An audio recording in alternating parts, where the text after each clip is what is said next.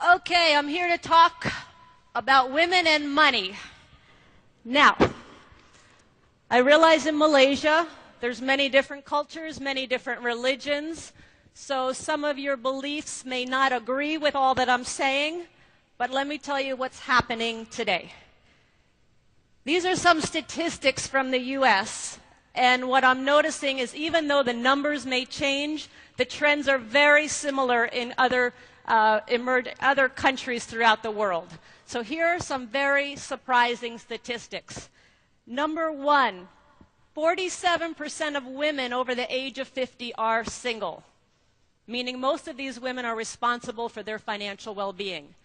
Many of us have heard the divorce rate. 1 out of 2 marriages ends up in divorce. In a divorce, who usually ends up with the children? The women. So she now has to take care of herself and her children. The first year after a divorce, a woman's standard of living drops an average of 45%, while the man's increases 13%. No, men, we don't like that. Of the elderly living in poverty, 3 out of 4 are women, yet 80% of these women were not poor when their husbands were alive. Their husband passes away, they have no idea how to take care of themselves. Next thing you know, Mr. or Mrs. Financial Helper comes along and they are broke. Of baby boomer women, they're saying now that baby boomer women, these are women in their 40s to 60, will outlive men by 15 to 20 years. As it gets younger in age, that number increases. Yet about 58% of female baby boomers have less than $10,000 set aside for retirement. And it's estimated that only 20% of female baby boomers will be financially secure in retirement, which means 80% of us will not. Pretty startling stuff. And what it says to me is so many of us women have not had the financial education. We've actually been taught to depend on somebody else, primarily a husband or a family member, to take care of us. Yet as we get older, so many of us are facing financial crisis. That's why I wrote my book, Rich Woman. And that's why I travel, that's why I speak.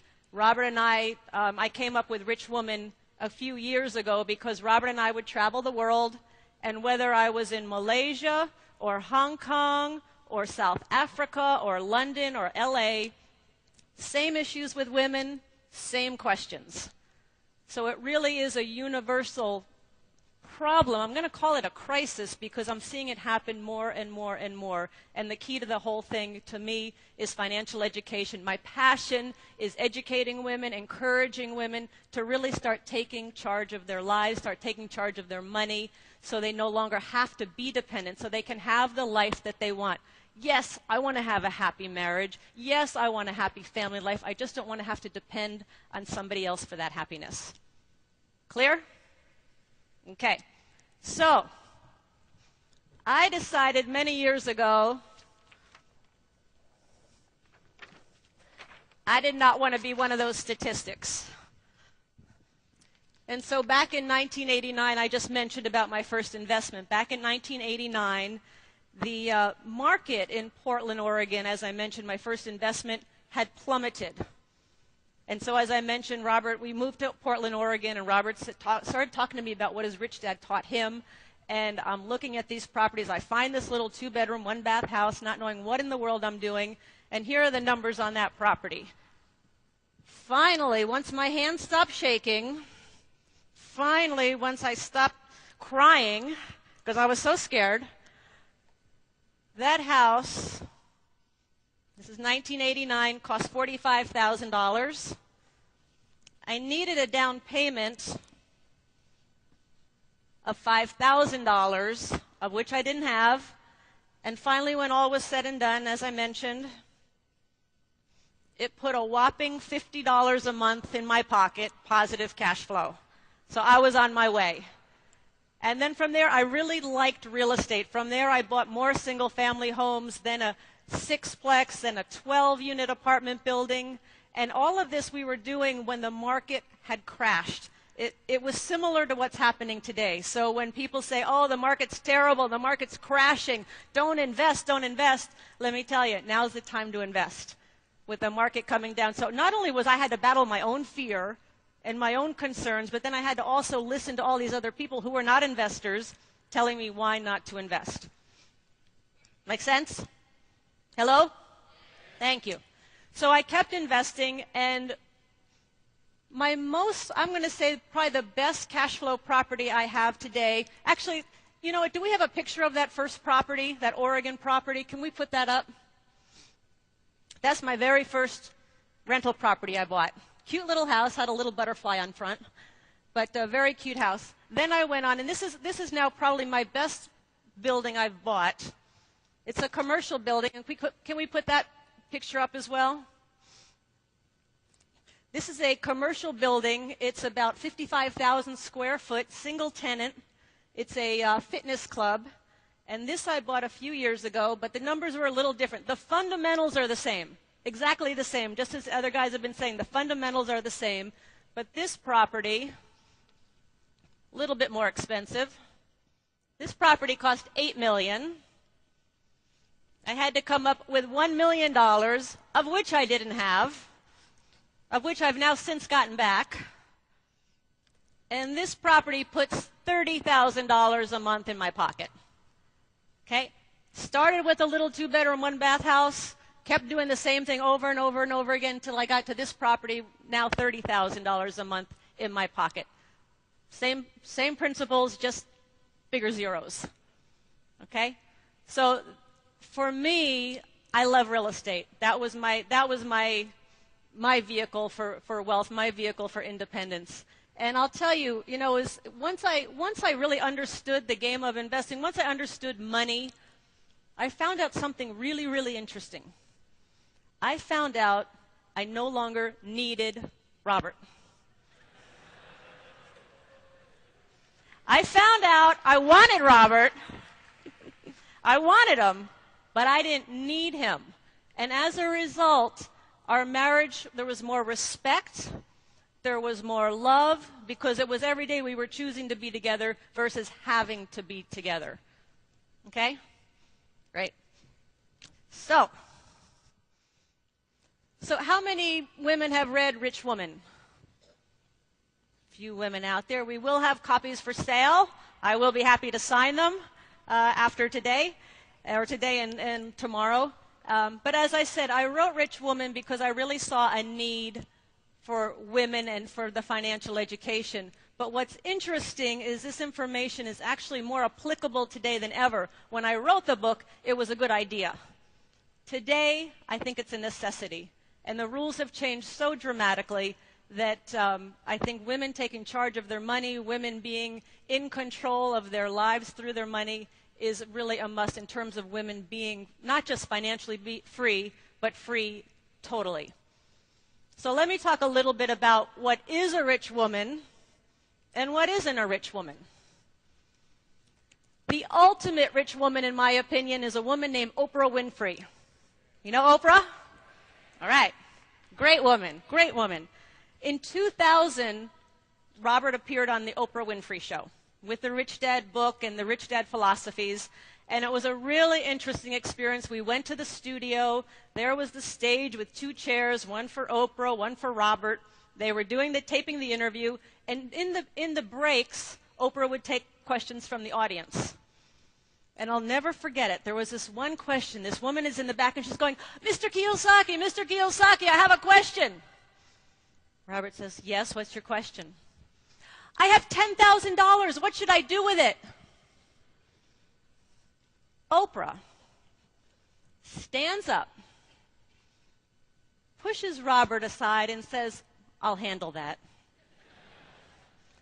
And she looked at this woman and she said, young woman, what in the world are you doing asking somebody else what to do with your money? Get yourself educated. And I'm like, whoa. And Oprah has a presence. And when Oprah speaks, you listen. So she is a huge advocate for women, a huge advocate, and really about women being financially responsible as well as personally responsible for their lives. Now, another woman who really summed up the whole rich woman message better than anybody is a woman named Katharine Hepburn. And Katharine Hepburn said, women, if you're given a choice between money and sex appeal, take the money. Because as you get older, your money becomes your sex appeal.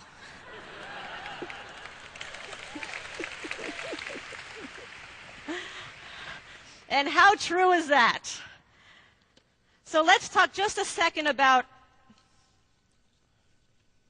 what is not a rich woman. Okay. A woman who has money, is she necessarily a rich woman? Hello? No, she has money. A woman that marries for money, is she a rich woman? Hello? No, she might have money, but we all know what she did to get there. Good examples, Anna Nicole Richie, married for money. Heather Mills, Paul McCartney's ex, married for money. Don't tell me there wasn't a plan there. There was a plan there. So in my opinion, a woman that marries for money is basically, in my opinion, she's the biggest ripoff to women in the world. She's basically saying, I cannot take care of myself. I have to have somebody else take care of me, so I'm going to do whatever it takes to have a rich man marry me so I can be taken care of because I am helpless. Pisses me off, excuse my language. Not a rich woman. Now, here's another take. You tell me if this is a rich woman or not a rich woman. Here's the story. Dan was a single guy living at home with his father and working in the family business. When he found out that he was going to inherit a fortune when his sickly father died, he decided he needed a wife with which to share his fortune. One evening at an investment meeting, he spotted the most beautiful woman he had ever seen. Her natural beauty took his breath away. He said, I may look just like an ordinary man, he told her, but in just a few years, my father will die, and I'll inherit $65 million. Impressed, the woman obtained his business card, and 3 days later, she became his stepmother.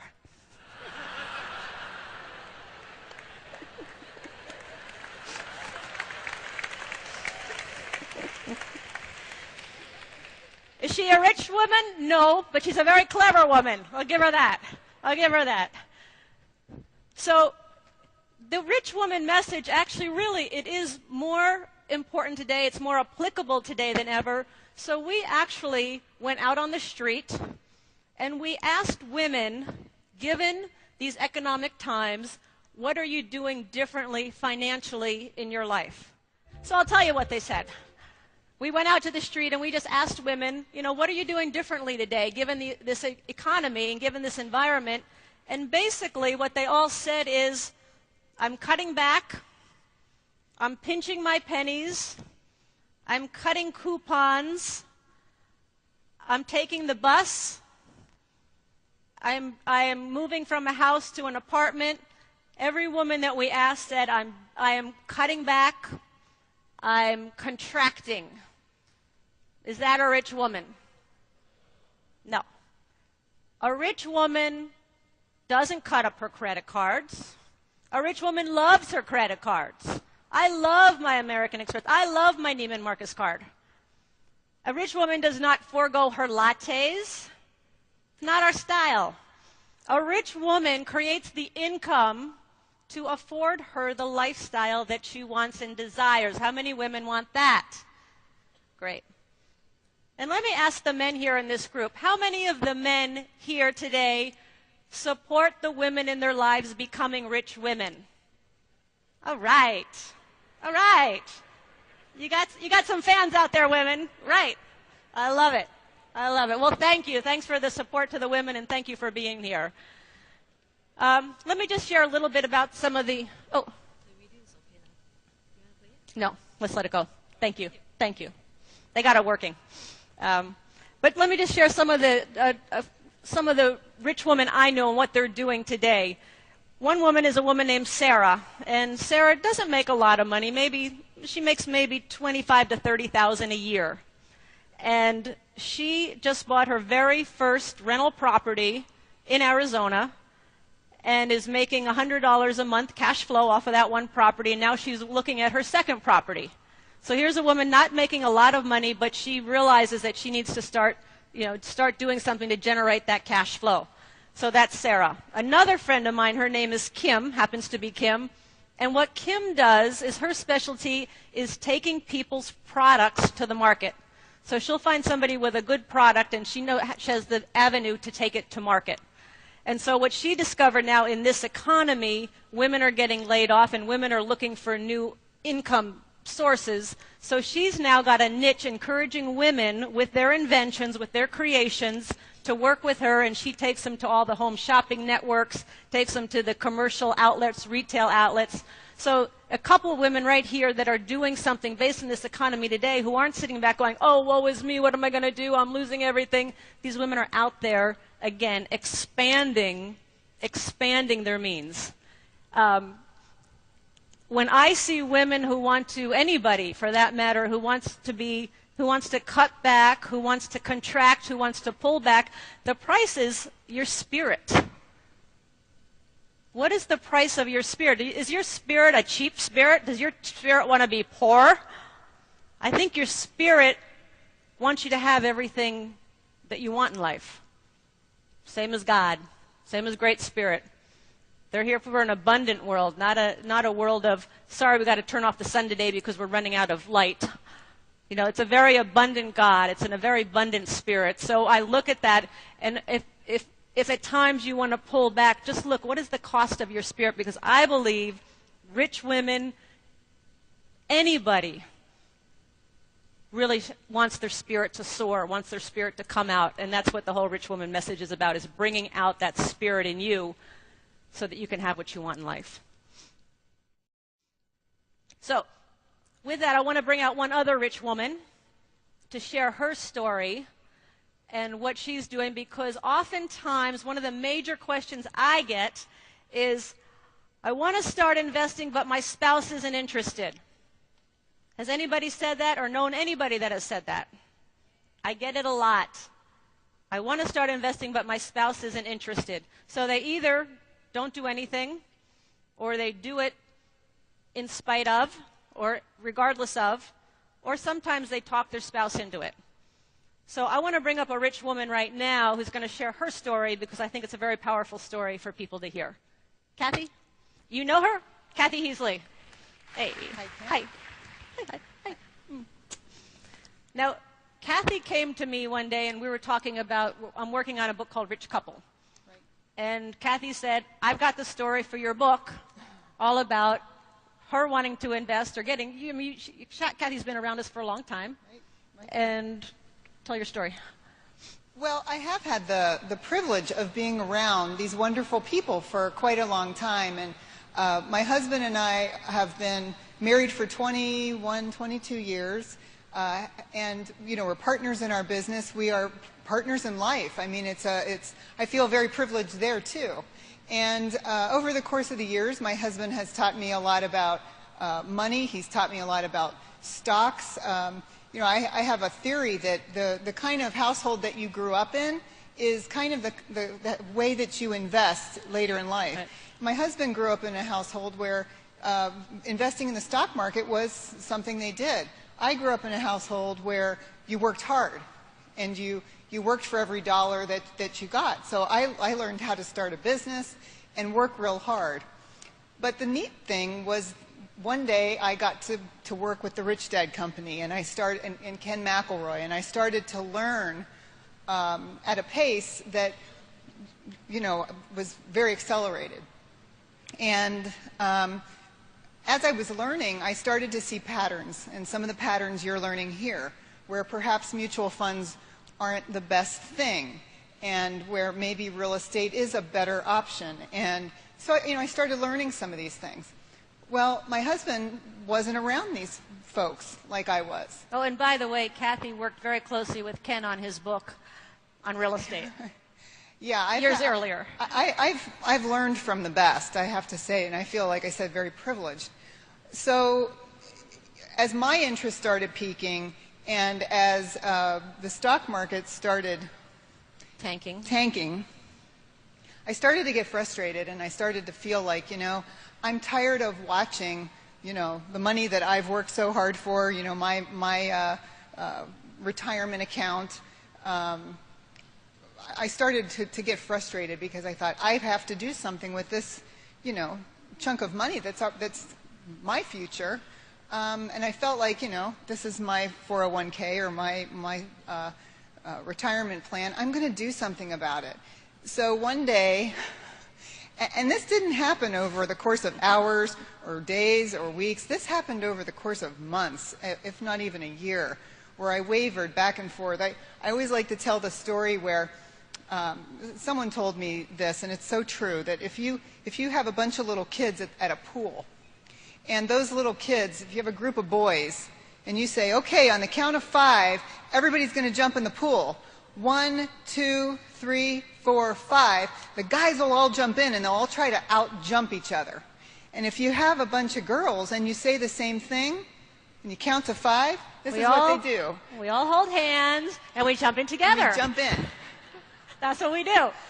Because we want our friends to come with us. That's right. Well, I wanted my husband to jump in the pool with me.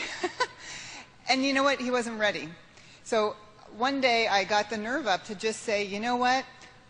I want to take that portion of our future that's in my name. I didn't feel like I really had the privilege or the right to make decisions for him.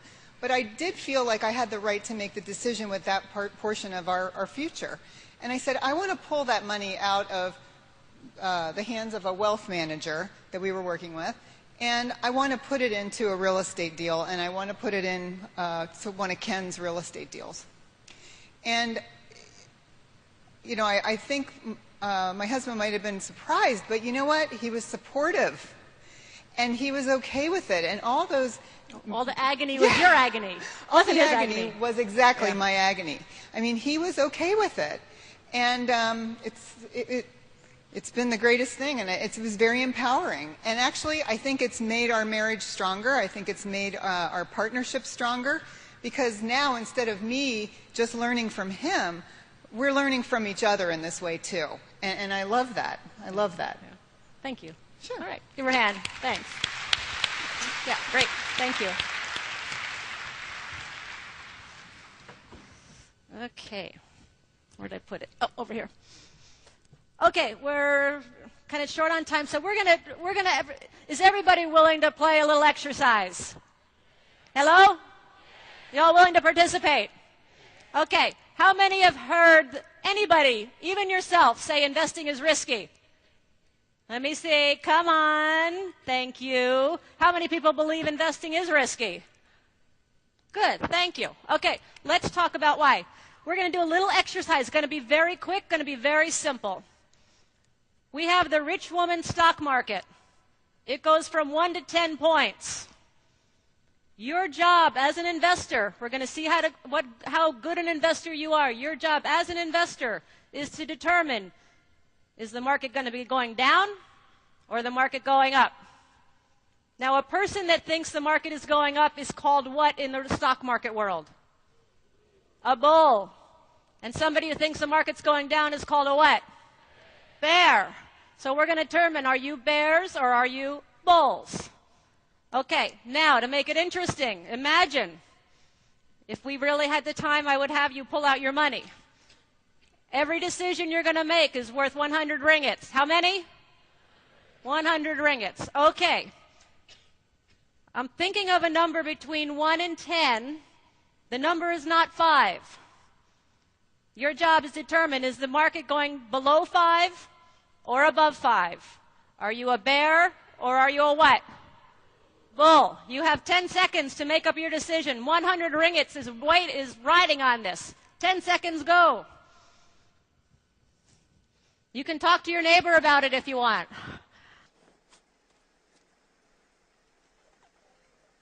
Okay, time's up. Have you all made your decision? Okay. 100 ringgits riding on this, right? You're all good for it, right? Liars. Okay, who thinks the market's going down less than 5? Show of hands. Everybody who's a bear. Okay, all you bulls out there, greater than 5. Oh, we have a lot of optimistic people out there. Okay, how much is riding on this? 100 ringgit. Do we have a drum roll, please? And the number is 2. All right, who made money? Who lost money? Okay, I'll give you one more opportunity, double or nothing.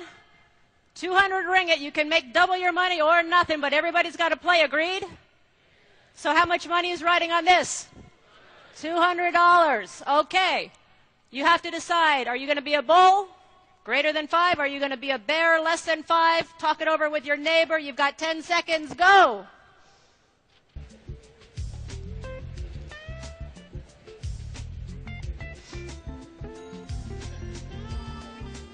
And time is up. Everybody made a decision.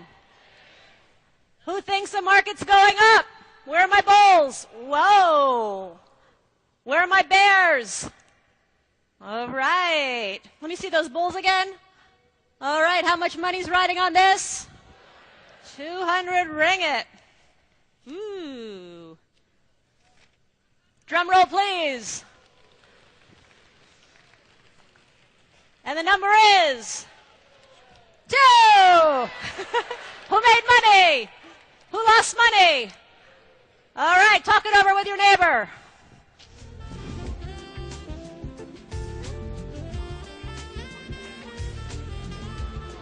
Okay, and begin finishing up. And thank your partner. Okay, so in the real world, what is this called? Gambling. Gambling. Did you have any information? Did you have any control over the outcome? Would this be risky? Is this what a lot of people do when it comes to investing? Let me give you a scenario. I'm at the cashier at the food store. She's got a hot tip. I run home, put my money on this hot tip, knowing nothing, checking out nothing. And sure enough, I lose what? My money. And then I say, oh, investing is so risky. So without the financial education, without any experience, investing is very risky. Today, Andy talked about, Ken talked about it, Robert talked about cash flow versus capital gains. So many people today who lost money were looking for what? Cash flow or capital gains? Capital gains, because the capital gain investor typically only makes money when the market goes where? Up. Excuse me. The cash flow investor makes money when the market goes up and down. That's why our game is called cash flow, not capital gains. Okay? So also, I want to say one other thing about the cash flow game. The cash flow game really is what Robert and I did to get out of the rat race.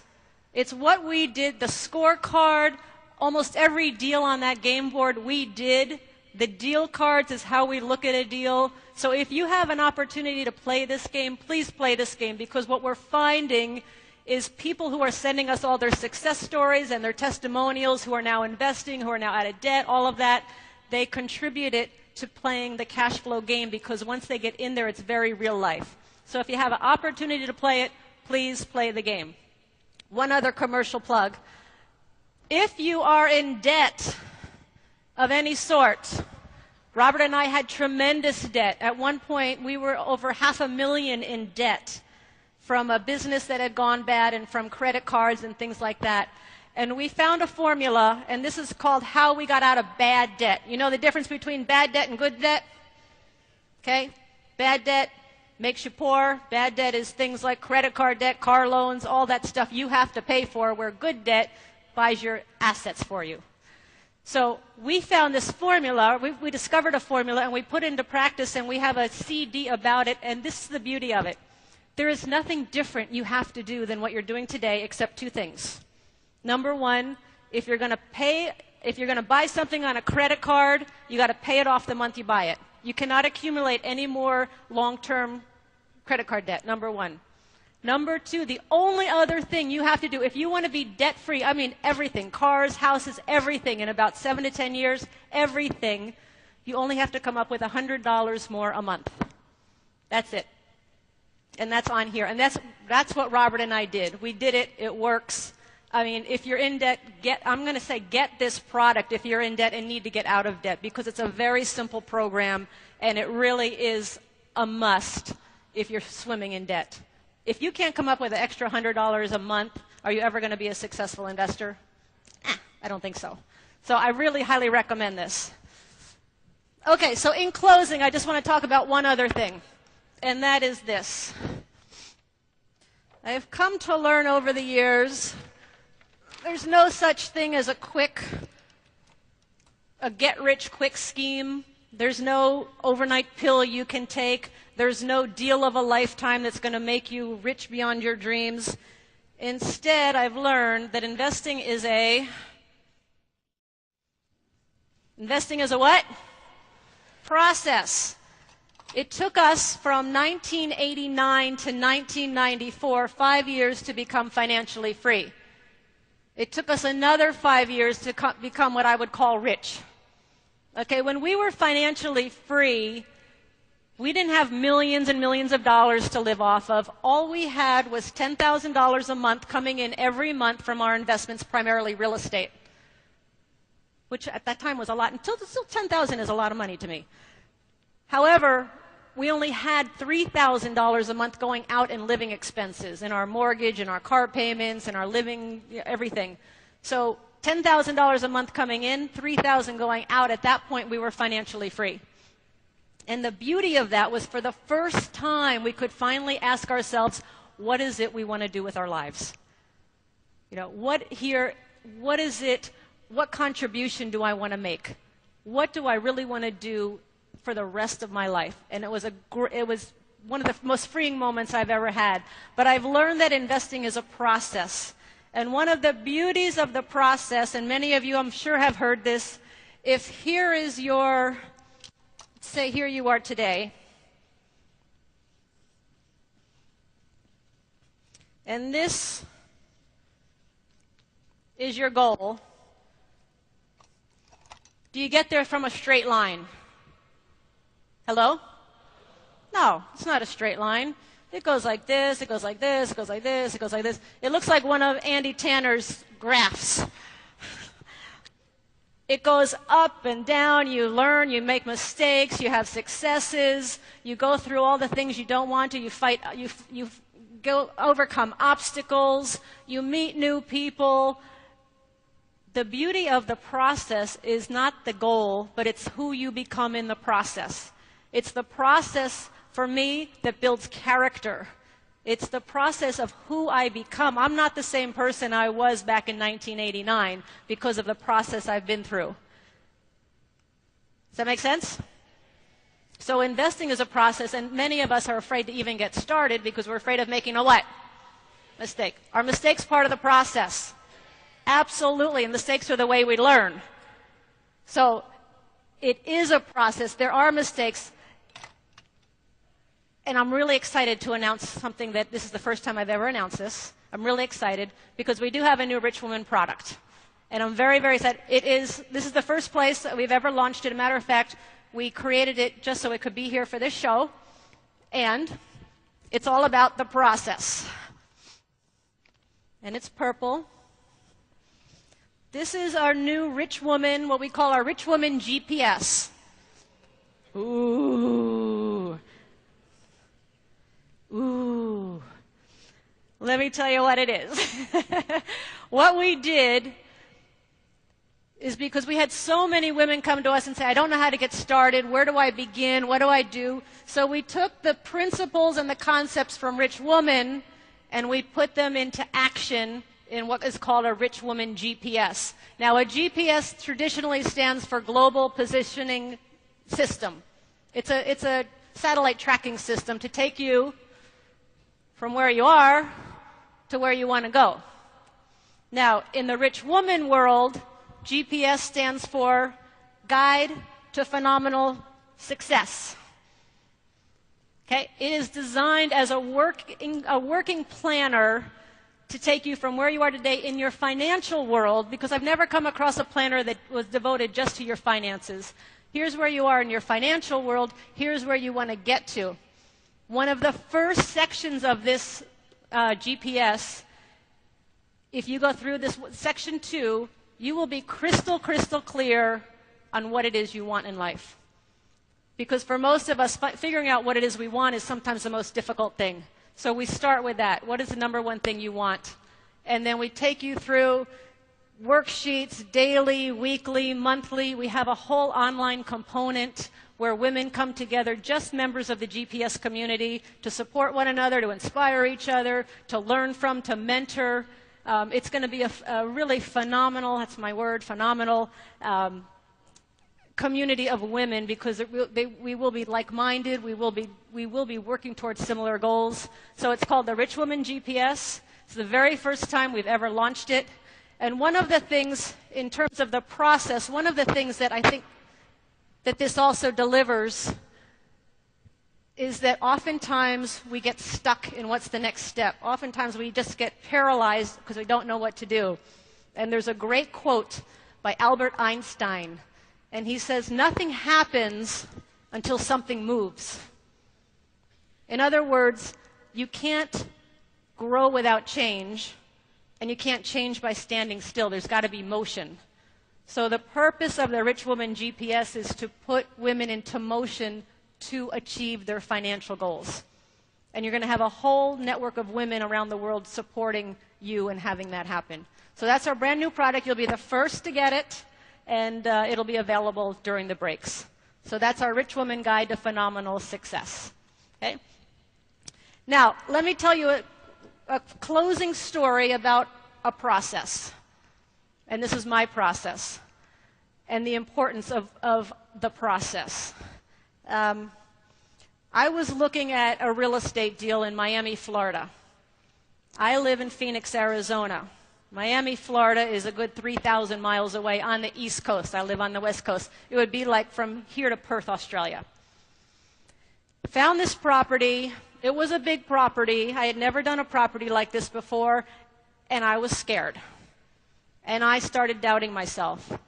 And I started going through the process. And in the process, I brought in an attorney. I brought in an attorney from Arizona to do a deal in Florida. That was just stupid. Sorry, Andy, that was stupid.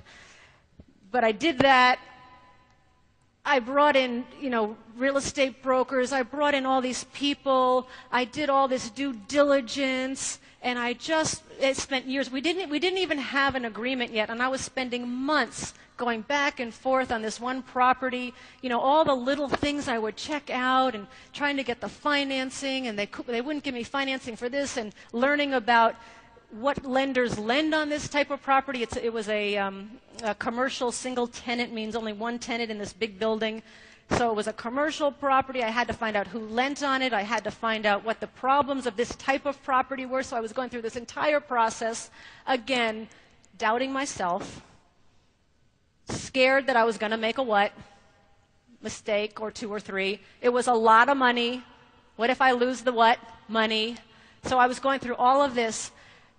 Months went by, and again, I have like 1 foot on the dock, 1 foot on the boat. And one night I get a call, and it's the broker in Florida, and he said, Kim, the seller is pulling the deal off the table. It's gone. And I went, you got to be kidding. This is like 10 o'clock at night. I'm like, you got to be kidding. He goes, no, it's too much trouble. They're taking it off. It's taken too long. We're not going to do it. And I had just spent 4 months of my time and a lot of money on attorney's fees and all kinds of accounting fees, all of this. I was upset. I was furious. Robert was out of town. I was the only one home. I was livid. And I'm like cussing and screaming. And I didn't know if I was talking to myself or if I was really saying anything. I mean, I was nuts. And so I just went through this and I'm like, finally I realized my upset wasn't with the seller or the broker or the attorney. The upset was with me because I didn't trust myself. I knew how to do a real estate deal, but I just got gun shy. I tried to bring in the attorney. Don't let an attorney negotiate a deal for you. That's not the job of an attorney. But I got so mad at myself because I knew better, and I didn't trust myself. So I calmed down, and in the meantime, there was a stack of what are called pro formas. They're real estate deals with information on different properties, investment properties. It's now 12 o'clock, 1 o'clock in the morning. I had called the seller also by this time. And I'm going through the stack of papers, and I see this one deal. And I'm like, oh my goodness, I remember this deal. And this had been brought to me about 3-4 months ago. And so I looked at it, and I was really curious. And the next day, I call the broker, and I say, hey, I saw this deal on my table. Is the deal still available? And he goes, I'll call and find out. So he calls, he finds out. He says, the deal's available only if you're a serious buyer. They're not listing it. If you seriously want it, give us an offer. And I said, what are they asking? He said $8 million. I said, what's it worth? He said, 8.5. I said, really? He said, yes. I said, tell them I'll take it. We'll close in 60 days. And he's like, but don't you want to, I said, I got 60 days to do my due diligence. That's all I need. But don't you want special terms? Don't you want special, I said, I don't need any of that. Just give me 60 days. And we hung up the phone. That deal was a fitness club in Arizona, almost exactly like the fitness club in Florida, except it was less money, it was better cash flow, and it was 2 blocks from my house versus 3,000 miles. Matter of fact, that deal was this deal right here. This is the best deal I've got right now. That was this deal. Had I not gone through the process, had I not gotten in motion, had I not taken that first step and pursued that Miami, Florida property, I'd have never gotten this property. Make sense? Hello? Okay. So that's the power of the process. That's the power of getting in motion. The Rich Woman GPS, it's for women who are just starting out and who need that first step. And it's for women who are already investing and just want to do more in their investment world, want to grow their portfolio. I thank you for today. And I say to all of you, I wish you great, great, great success in your investment world, in your business world. And to the women, I wish you phenomenal success as very rich women. Thank you very much. Thank you.